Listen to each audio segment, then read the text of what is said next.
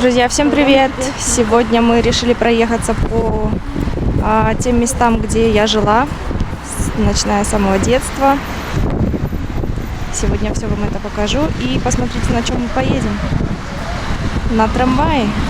Здесь даже есть кондуктор настоящий с билетами. Обалдеть! Все как в детстве. Посмотрите, какие березки стоят в ряд. Летом здесь, наверное, потрясающая красота. Сколько лет мы тут жили? Не первая наша была квартира. Нет, не первая.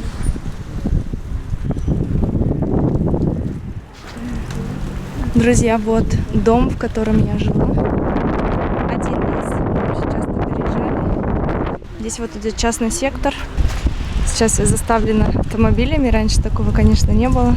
8, 9, 10 лет. 3 года я прожила. Было 8. У нас был очень дружный двор. Я все прям квартиры помню, кто где жил. Мы тусовали во дворе здесь. Теперь машины одни. Вот наш подъезд, где мы жили. И это сталинки же, да, мама? Здесь высокие потолки. Я сейчас как во сне просто. Здесь ничего не поменялось. И вот наша квартира. 5-я. Вау. Как ощущение? Друзья, с тех пор, когда мы здесь жили, прошло 30 лет. И за все эти 30 лет здесь, похоже, ни разу не ремонтировали дома. Раньше это была очень милая и уютная улица. И просто больно смотреть, во что она превратилась. Мамочки.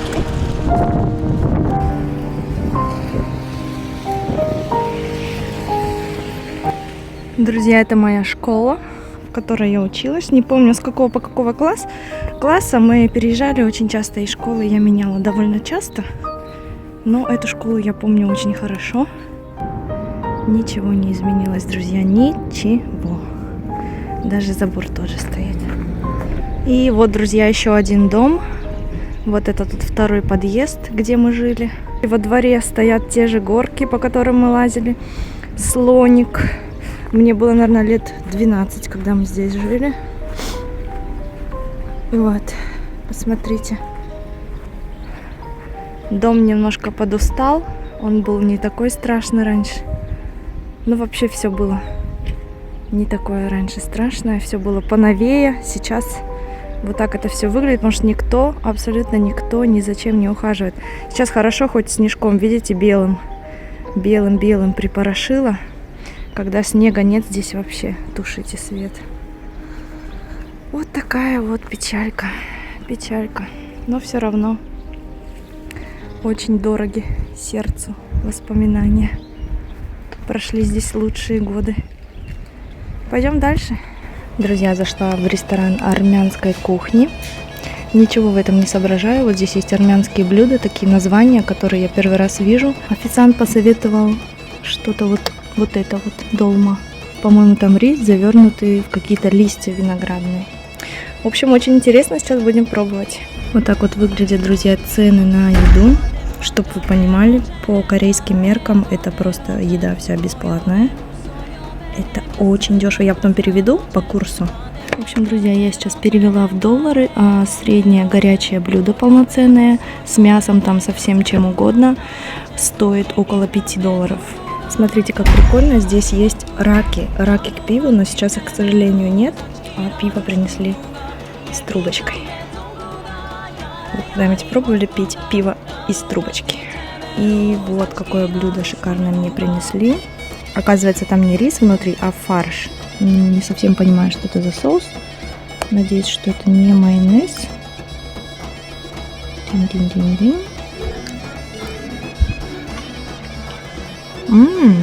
Знаете, это похоже на голубцы. В принципе, да, это очень похоже на голубцы. Только у нас используется капуста в голубцах, а это лист винограда. Очень вкусно. Капец, друзья. $5 стоит блюдо в ресторане. $5 дала сверху чаевые. Все просто в шоке от таких чаевых, а я чувствую себя здесь просто каким-то олигархом в Казахстане. Реально здесь такие низкие цены на все. Блин, что так не жить, а вообще? Друзья, я дошла до него. До училища, в котором я училась, который я закончила лет 20 назад.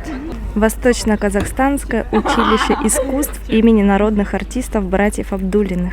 Мы его называли коротко Кулек. Я сейчас попробую сюда зайти, не знаю, запустит ли меня. Возможно, там какая-нибудь охрана. Так, двери поменялись. И...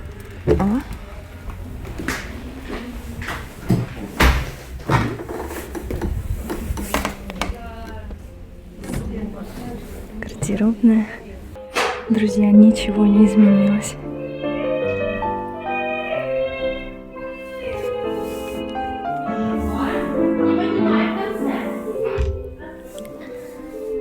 Здесь не только на хореографов учились, здесь и театральный был, и вокальное.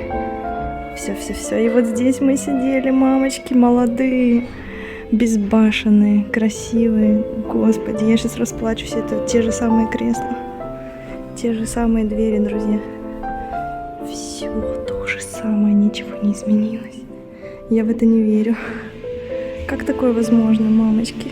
Да, друзья, именно так выглядели наши туалеты. Я зашла в туалет. Блин, а здесь не только как бы вид, здесь даже запах не поменялся. Капец. Вот в этом зале я становилась хореографом.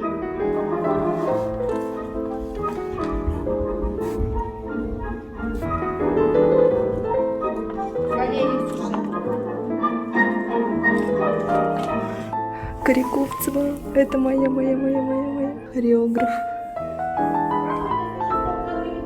Так, а где Величко? Где Величко?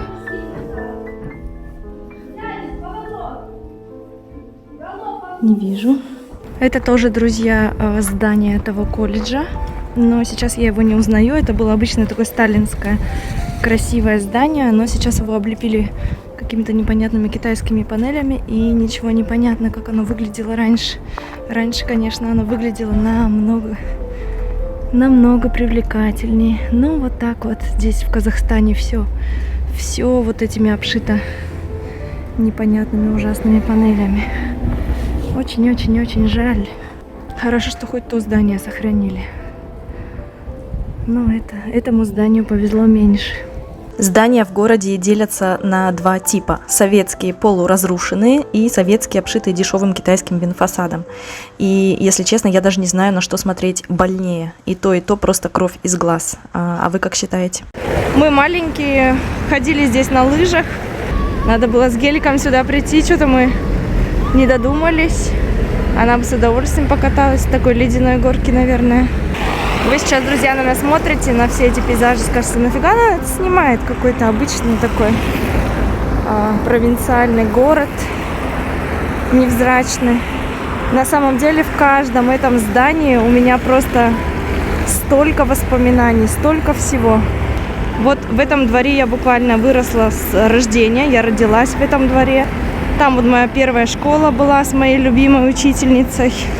Каждый клочок этой земли мне о чем-то напоминает. И это очень дорого, реально. Это очень дорого сердцу. Я просто иду сейчас и не верю, что я нахожусь здесь и что я могу все это лицезреть. Я, наверное, зайду сейчас лучше внутрь, потому что снаружи, с фасада, там появились какие-то магазины, все непонятно.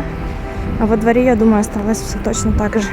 Вот этот двор, в котором я родилась. Вы представляете, здесь вообще ничего не изменилось.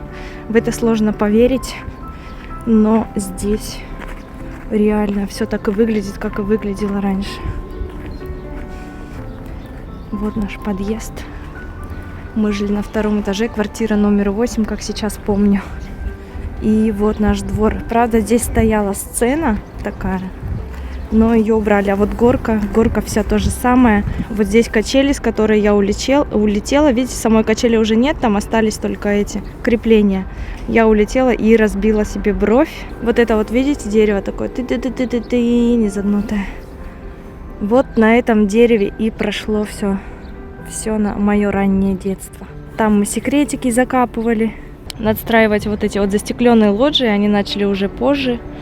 Я, конечно, помню дома такими аккуратными, новыми, красивыми, а сейчас они выглядят вот как-то так. Все надстраивают, застекляют себе балконы.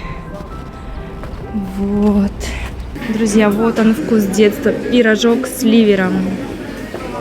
Друзья, если вы думаете, что такая разруха обусловлена отсутствием денег у города, то вы очень ошибаетесь.